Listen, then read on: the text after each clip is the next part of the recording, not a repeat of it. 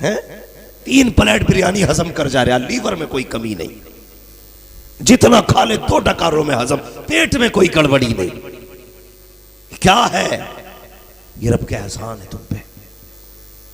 कितना प्यार बंदे से करता है यार। हम तो कलमा पढ़ते हैं, उसे तो वो भी बड़े प्यारे हैं जो कलमा नहीं पढ़ते। अल्लाह का खलील हजरत इब्राहिम। आदत डालो मेहमानों को खाना खिलाने की आदत। फिरौन का नाम सुना ना? सुना फिरौन का नाम? कौन था ये? अल्लाह सलामत रखे। बड़े बूढ़े लोग बोल रहे हैं, जवानों से गुजारिश है तुम भी थोड़ा सा दीन पढ़ लिया करो। अगर किताबें ना हो ना तो इन बड़े बूढ़ों के पास ही बैठ लिया करो। ये हमारी वो किताबें हैं जो चली गई तो किसी मार्केट से नहीं खरीदी जाएंगी। हाँ, और काम के बड़े बूढ़े तो अब कम पैदा हो रहे हैं। अब बड़े बूढ़े कई जगह पे नए नए बड़े बूढ़े हुए हैं ना, तो जवानों से ज्यादा बिगड़े हुए बड़े बूढ़े।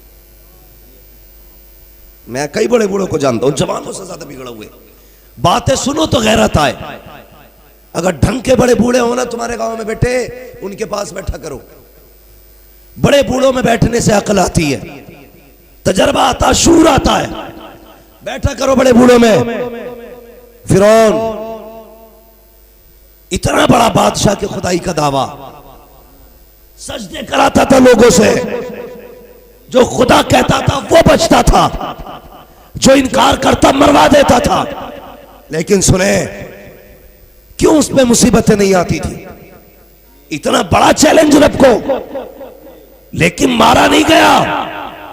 उसकी वजह क्या थी? मुफस्सरीन लिखते हैं कि उसके दरवाजे पे रोजाना बेहिसाब लोग खाना खाया करते थे। रोजाना भूखों को खिलाने की वजह से आफते जमान जमीन और आसमानी से महफूज रहता था। फरमाया गया जिस दिन दरियाए नील में गर्क हुआ, उस दिन उसके यहां कोई खाना खाने वाला जोर से खाना खाने वाला नहीं था। मुफस्सरीन फरमाते अगर उस दिन भी एक बंदा भी खाना खाने वाला होता तो फिरौन को डुबाया नहीं जाता। सोच, भूखे को खिलाने में कितनी बड़ी राहत है रब की तरफ से। अगर खुदाई का दावा करने वाला भूखों को खिलाता है, अल्लाह उसकी रस्सी ढीली कर देता है, नहीं देता अज़ाब उसको। अगर हुजूर का कलमा पढ़ने वाले, दिनों रात अपने रब को आवाजें देने वाले, उठते बैठते हर सजदे में सुभान रब्बी अल-आला कहने वाले, ये भूखों को खिलाएंगे तो रब कितना प्यार करेगा। कभी नहीं सोचा हमने। हम ना खाना करते हैं ना कभी मैयत का भी, तो एक बंदा गेट पे बैठा दें, देखता रहिए बिना दावत वाला ना जा। हो ये होता है, बिना दावत वाला ना जाए। अरे यार क्यों दिल छोटा कर रहा है? बिस्मिल्लाह पढ़ के खिलाना और पाबंदी ना लगा। तुझे लगे कि बिना दावत के कोई आ रहा है, हाथ किसी का ना पकड़, अपना हाथ उठा अपने रब से कह, मालिक तेरा बंदा आया है, लाज तुझी को रखनी है। इतना क्या? फिर देख वो तेरी 10 लोगों के खाने में कैसे 20 की बरकत देता है। जितने लोग टोकिन और बिल्लों से खाना खिलाते ना, वो कुत्ते बिल्लों की तरह खिलाते, उसी तरह से उनके खानों की बरकतें उठ जाती। दस्तरखान वसी रखा करो। अल्लाह के खलील हजरत इब्राहिम की आदत थी, बिना मेहमान के कभी नहीं खाते थे। एक दिन 3 दिन गुजर गए, कोई मेहमान नहीं आया। जाके गेट पे खड़े हो गए, रास्ते में बैठ गए, कोई मिलेगा तो खिलाऊंगा। बंदा गुजर के जा रहा था, फरमाने लगे यार आ मेरा मेहमान बन जा। कहा क्यों? कहा मैंने 3 दिन से कुछ नहीं खाया और मेरी आदत है मैं मेहमान के बगैर नहीं खाता। 3 दिन से मेहमान नहीं आया। वो कहा था ना किसी ने, अल्लाह मेरे रिस्क की बरकत ना चली जाए, 2 रोज से घर में कोई मेहमान नहीं है, मेहमान नहीं है। तो कहने लगे कि मेरे यहां खाना खा ले। मैंने 3 दिन से कुछ नहीं खाया। कहा ठीक है। आया दस्तरखान पे बैठा, खाना लगा। जैसे ही उसने लुकमे के लिए हाथ बढ़ाया, अल्लाह के खलील ने कह दिया ठहर जा। कहा क्यों? कहा पहले मेरे रब का नाम ले फिर खाना खा। किसका? सारे बोले किसका? नींद तो नहीं आ रही ना? किसका नाम लेना है? रब का नाम ले फिर खा। उसने कहा कौन है तुम्हारा रब? आपने कहा अल्लाह। उसने कहा मैं तो इसको नहीं मानता, मैं इसको रब नहीं मानता, क्यों नाम लूं? जब इतना कहा ना, कहने लगे देख अगर खाना है तो मेरे रब का नाम लेना पड़ेगा। उसने कहा खलील ये तुम्हारा रब है, मैं नहीं मानता इसको अपना रब, मैं नाम नहीं लूंगा। अल्लाह के खलील ने कहा नहीं लेगा तो उठ जा। जैसी दस्तरखान से उठ के गया है, इतने में रब ने जिब्रील को भेजा, जाओ मेरे खलील से जाके कह दो खलील तुमने मेरे बंदे को दस्तरखान से उठा दिया है, खबरदार उस वक्त तक तुम खाने को हाथ ना लगाना जब तक जिसको नाराज किया है इसे राजी ना कर लो। अल्लाह के खलील उठते हैं, तोड़े तोड़े पीछे पीछे गए, जाके कहते यार चलना। कहा किस लिए? कहा मेरे दस्तरखान पे चल, खाना खा ले। उसने कहा जनाब अभी तो धक्का दे के भगाया था, अब क्यों बुला रहे हो? कहा यार चल, मैं तेरे बगैर खा नहीं सकता हो। उसने कहा कि ठीक है चल तो लूंगा, लेकिन शर्त ये है मेरी। कहा कौन सी शर्त? कहा अगर खाऊंगा तो तुम्हारे रब का नाम रख लूंगा। अल्लाह के खलील ने कहा यार मत लेना, खा ले चल करके। उसने कहा बात क्या है, अभी तो धक्का दे रखे थे और अब बुलाने आए हो। कहा तू नहीं जानता है मैं जिस रब का नाम लेने कह रहा था उसी रब ने मुझसे कहा है खलील पहले जा उसे बुला के ला, अगर वो खाएगा तब तू खाना। का लौट चल, उसी रब ने बुलाया है। इतना सुना चीख निकल गई, वो कहने लगा यार अगर उससे गद्दारी की थी तो इतना प्यार कर रहा है, अगर उससे वफादारी करूंगा तो कितना प्यार करने लगे। वो कहा था किसी ने हमारी बेवफाई पर वो इतना प्यार करते हैं, अगर हम बावफा होते तो क्या होते, अगर हम बावफा होते तो क्या होते। फिर आवाज आती है दिल तो क्या चीज है हम रूह में उतरे होते, तूने चाहा ही नहीं चाहने वालों की तरह। अपने रब से प्यार करो, मोहब्बत करो अपने रब से। रब सिर्फ कहार नहीं, वो करीम भी है। वो इतना करीम है, इतना करीम है, कसम खुदा की। हुजूर की बारगाह में एक औरत आई, कहने लगी या रसूलल्लाह बच्चा नहीं मिल रहा है। थोड़ी देर में बच्चा मिल गया, कोई सहाबी ले आया, हुजूर ये बच्चा सुबह से गुमा था। माँ ना बच्चे को कभी चूम रही है, कभी चाट रही है, कभी सीने से लगा रही है। हुजूर बहुत गौर से देख रहे हैं, माँ रोती जा रही है, बेटे को चूमती जा रही है। मेरे हुजूर ने कहा सहाबा जी या रसूलल्लाह, कहा इससे भी ज्यादा कोई प्यार करता होगा किसी से जितना एक माँ अपने बेटे से करती है? तो सहाबा इकराम की जबान से बेसाख्ता निकल गया, या रसूलल्लाह इतना तो कोई प्यार नहीं करता जितनी एक माँ अपने बेटे से कर सकती है। मेरे नबी ने कहा नहीं सहाबा, जितनी एक माँ अपने बेटे से प्यार कर रही है ना, रब ऐसी 70 माओं से ज्यादा अपने बंदे से प्यार करता है। 70 माओं से ज्यादा अपने बंदे से प्यार करता है। यार वो करीम नहीं है? उसने मिट्टी के अंदर दफन कराया हमें, मिट्टी के अंदर।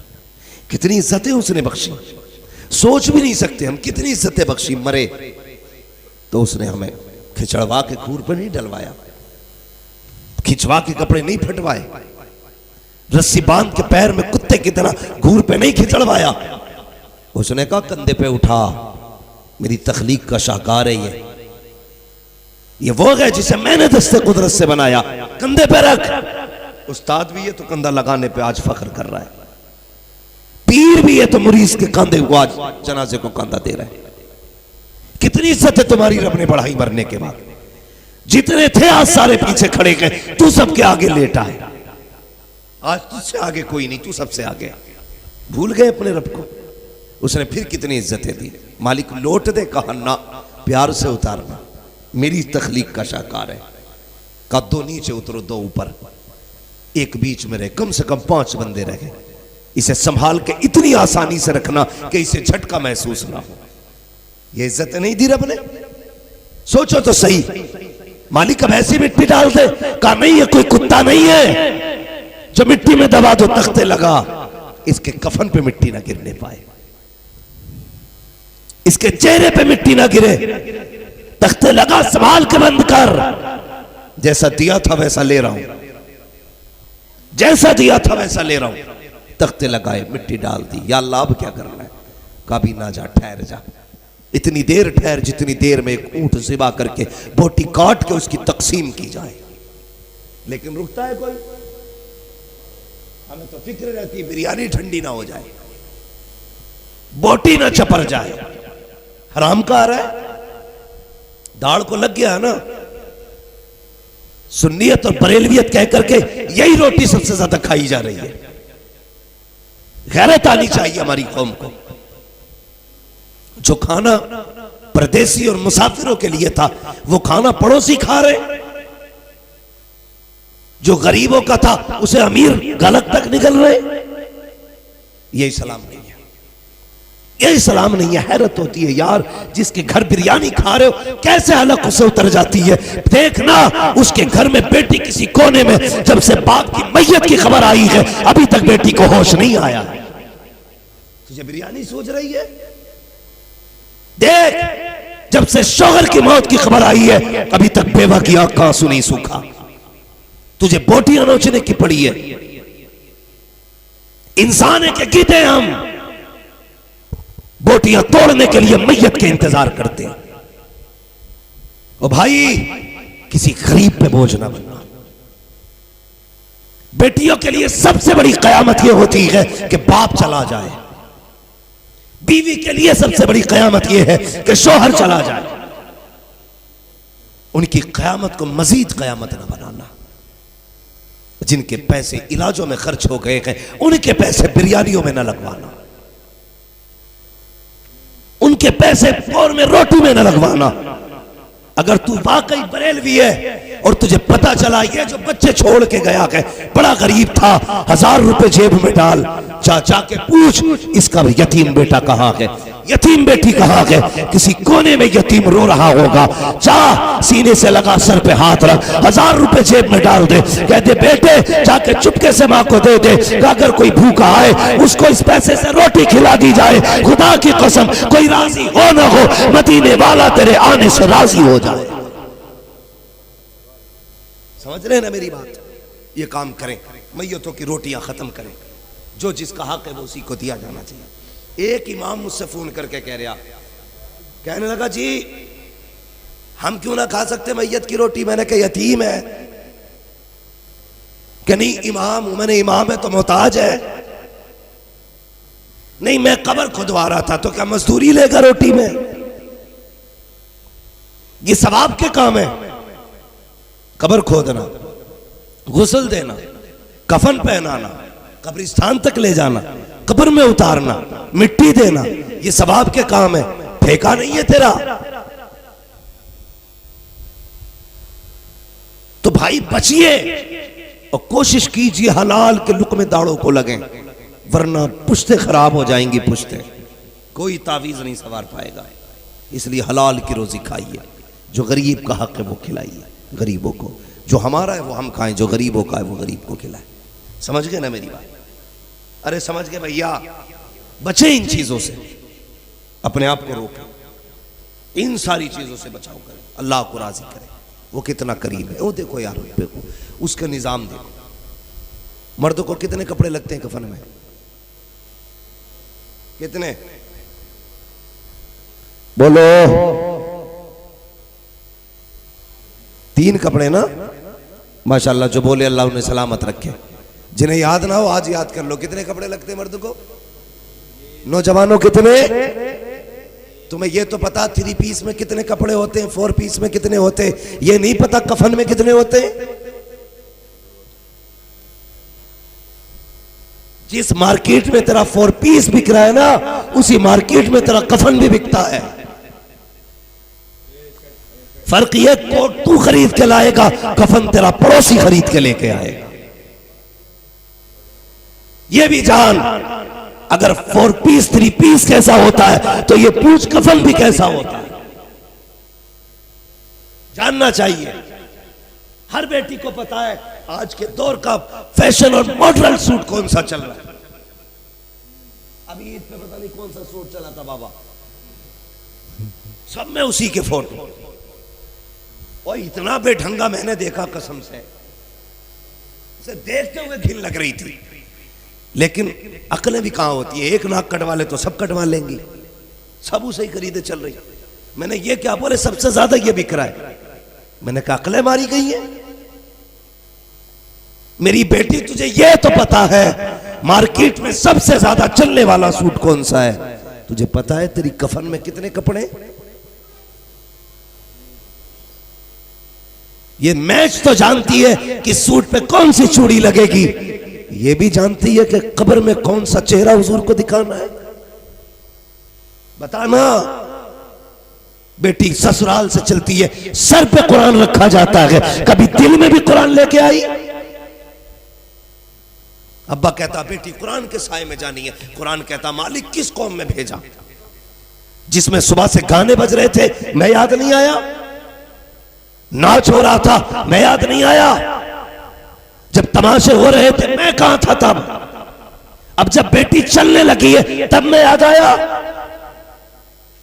डरो, सिर्फ बेटियों के सर पे कुरान न दो, बेटियों के दिलों में कुरान दो, ताकि ये ससुराल जाएं इनके कदम के साथ। सिर्फ इनका कदम ना हो बल्कि कदम के साथ रब का करम भी होना चाहिए। लेकिन अब्बा सोचता सर पे रख देंगे सारी बरकतें ले जाएंगे।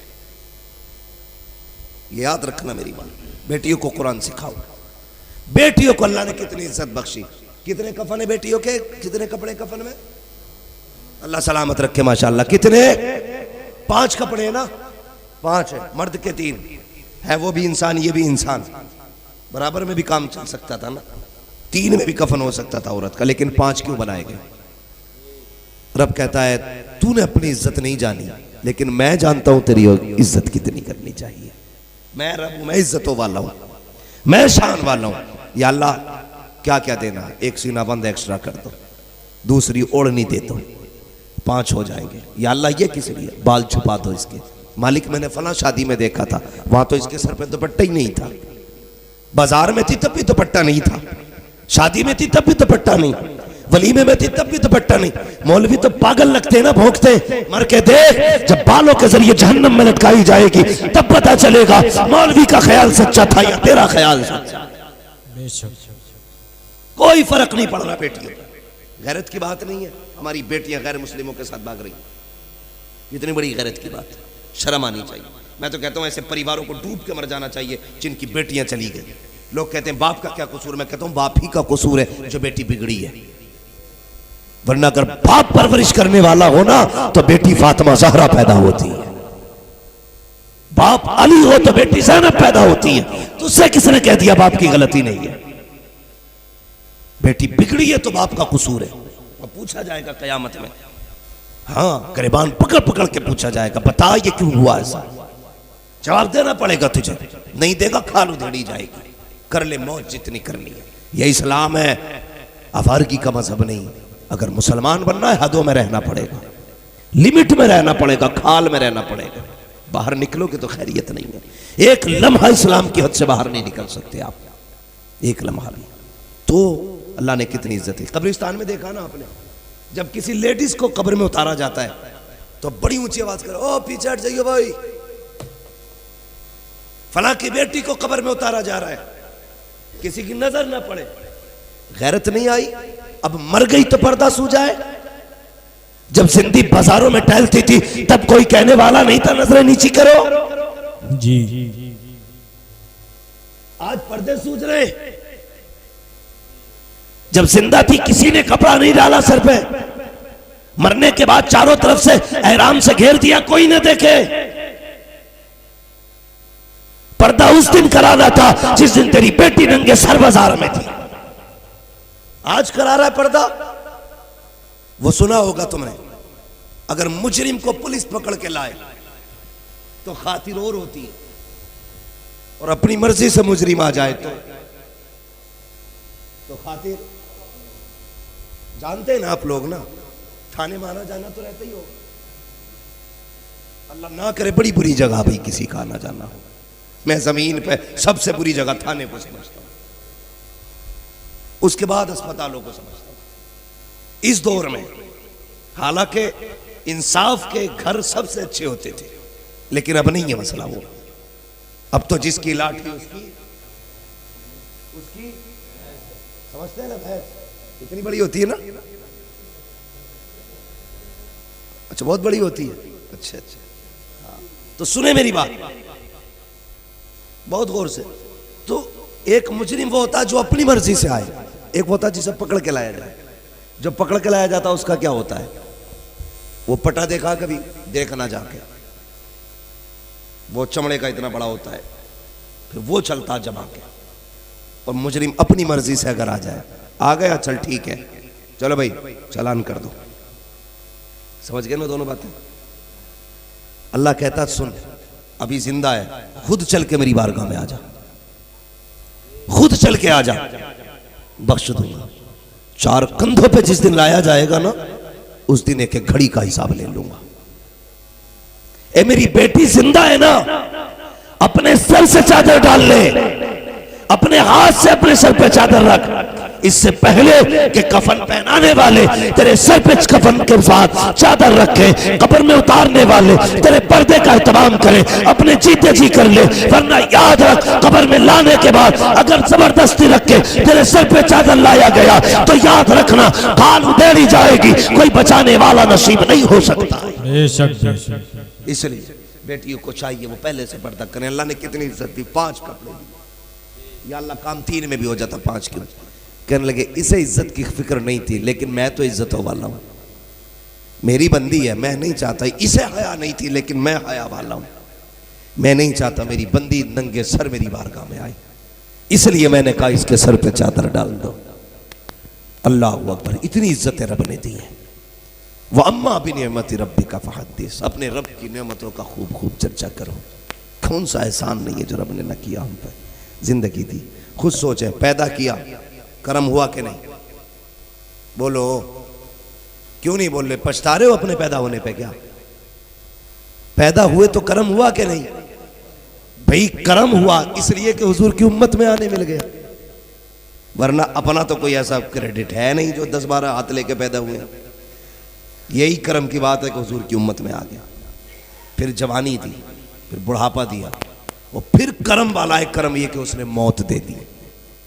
अगर वो मौत ना देता तो घूरियों पे कीड़े मकोड़ों की तरह रेंग रहे होते, कोई रोटी नहीं देता, सड़ रहे होते पड़े पड़े, मौत नहीं होती, चीखते, दर्द का कोई इलाज ना होता। उसने कहा सुन, कमजोर पैदा किया मैंने तुझे, कितने रंग लगाए, बचपन दिया, जवानी दी, बुढ़ापा दिया, बच्चे दिखाए, पोते दिखाए, परपोते दिखाए, सब कुछ दिखा दिया, अब कमजोर हो गया ना? कहता तू कमजोर ही गया था, चल कमजोरी वापस आ जा। कमजोरी वापस ले रहा है। और फिर उसने कब्र से कहा खबरदार, मिट्टी के अंदर रखना, राज न खोलना, किसी बुरे को बाहर मत फेंकना, कहीं मेरे बंदों के गुनाहों से पर्दा ना उठ जाए। ये मेरा गुनाहगार है ना, तो इसके गुनाह सिर्फ मैं जानना चाहता हूं, किसी पे ऐब ना खोलना। और फिर जब वो कयामत में बंदों को बुलाएगा, किसी पे अपनी रहमत की चादर डाल के अकेले में हिसाब लेगा, बता क्या क्या किया था। बंदा छोटे छोटे गुनाह पड़ेगा अपने लिस्ट के, मालिक मैंने ये गुनाह किया था, ये गुनाह किया था, ये गुनाह किया था, बड़े बड़े छोड़ता जाएगा, छोटे छोटे पढ़ता जाएगा। रब फरमाएगा अच्छा इतने किए थे? कि हाँ इतने ही किए थे। अब और भी किए थे? फरमाया जा, जितने छोटे गुनाह, जितने गुनाह किए ना मैंने, तेरे गुनाहों को नेकियों से बदल दिया। अब जब ही कहेगा अरे गुनाह नेकियों में बदल गए, कहेगा मालिक ये तो मैंने छोटे छोटे गुनाह पड़े थे, अभी बाकी बड़े बड़े तो बाकी हैं। अल्लाह फरमाएगा जा, मैंने तेरे सारे गुनाह बख्श दिए। वो इसलिए चादर रहमत में लेगा ताकि मेरा और बंदे का हिसाब कोई ना जाने। वो इतना करीब है कि गुनाहगार को भी चादर में छुपा के हिसाब ले रहा है। फिर उस रब से रिश्ते कितने मजबूत होने चाहिए। भाई उठते बैठते अपने रब को आवाजें दिया करो, अल्लाह अल्लाह की सदाएं लगाया करो। मौत से पहले मर जाओ, ऐसे मरो कि उसकी याद में खो जाओ। अगर मौत से पहले मर गए तो हमेशा के लिए जिंदा रहोगे। वो कहा था किसी ने, जिंदा हो जाते हैं जो मरते हैं रब के नाम पर। अल्लाह अल्लाह मौत को किसने मसीहा कर दिया। इसलिए रब के लिए जीना सीखिए, रब के लिए मरना सीखिए। अपने रिश्तेदारों का खास ख्याल करें, माँ बाप का, अहबाब का, भाइयों का, रिश्तेदारों का खास ख्याल करें। इनके साथ खड़े रहें, इनकी बीमारी में, इनकी परेशानी में इनके काम आए। करेंगे इंशाल्लाह, सारे लोग करेंगे ना इंशाल्लाह।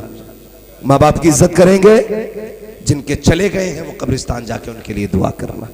अपने माँ बाप के लिए कुरान खानी कराइए। जिनके जिंदा हैं वो माँ बाप को राज़ी करें। बहनों से गुजारिश है, बाप भाई की इज्जत का पूरा ख्याल करें। इन्होंने बड़ी मेहनत से तुम्हें पाला है। इनकी टोपी, इनकी पगड़ी, इनके दामन पे दाग नहीं आना चाहिए। अगर तुम्हारी वजह से बाप के दामन पे दाग आया, ऐसी बेटियों के जिंदा रहने से मर जाना अफजल है। मर जाना बेहतर है जो बाप की शर्मिंदगी का सबब बने, जो बाप की जिल्लत का सबब बने। अल्लाह ताला हम सब की बेटियों को माँ बाप का फरमाबरदार बनाए। मौला करीम हम सबको हुजूर के सच्चे आशिकों में कबूल फरमाए। मौला करीम इस महफिल को कबूल फरमा और आज की रात के सदक़े, इस महफिल के सदक़े मरहूम के तमाम सगाइर और कबाइर गुनाहों को माफ़ फरमा। बस जो हुए अगलात उनको माफ़ फरमाए। रब्बे कायनात, जिंदगी ने दिया साथ, फिर होगी मुलाकात, चमन रहा फूल खिलेंगे, जिंदगी रही फिर मिलेंगे। मुसाफिर हैं हम भी, मुसाफिर हो तुम भी, किसी मोड़ पर फिर मुलाकात होगी। फकीरान आए सदा कर चले, सदा खुश रहो ये दुआ कर चले। सारे लोग कलमा शरीफ पढ़ लीजिए, ला इलाहा इल्लल्लाहु मुहम्मद रसूलुल्लाह।